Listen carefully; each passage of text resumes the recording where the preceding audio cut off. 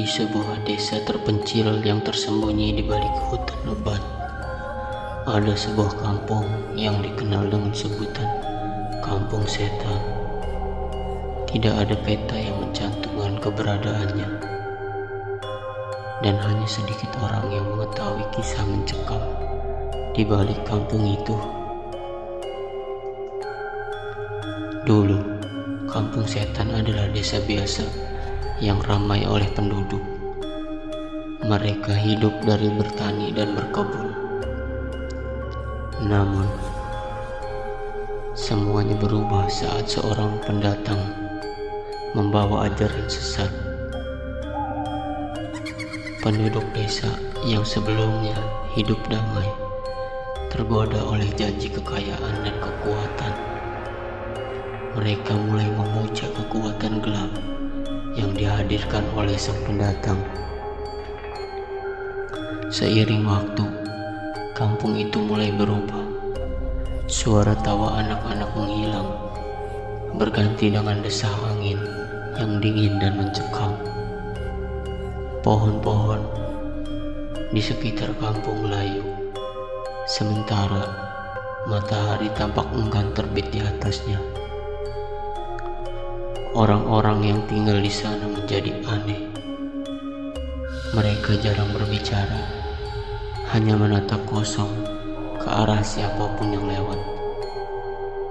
Bahkan beberapa orang yang berani melewati desa itu mengaku mendengar bisikan misterius yang menyuruh mereka pergi atau mengorbankan diri. Yang paling mengerikan adalah malam hari di kampung itu.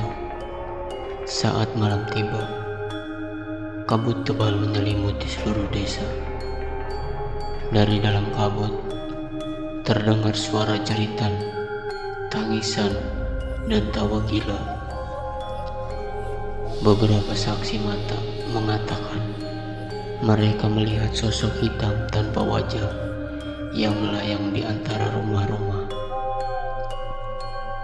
memanggil nama-nama orang yang masuk ke dalam kampung.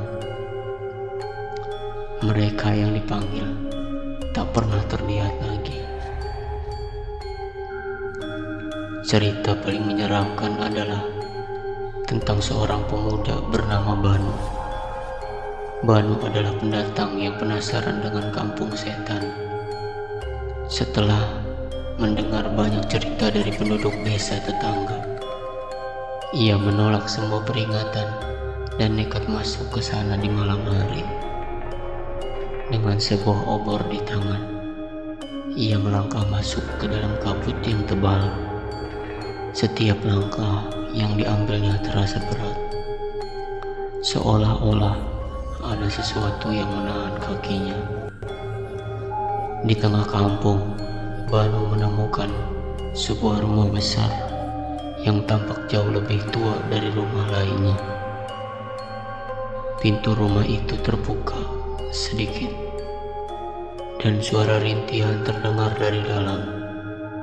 Dengan hati berdebar, Banu mendekati rumah itu dan mendorong pintunya.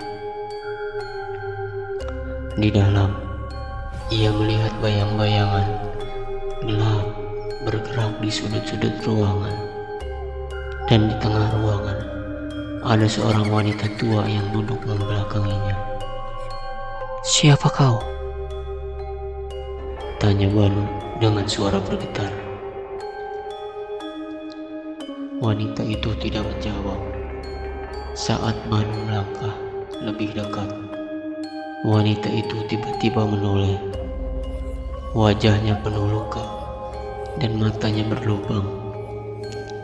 Tak ada bola mata di sana.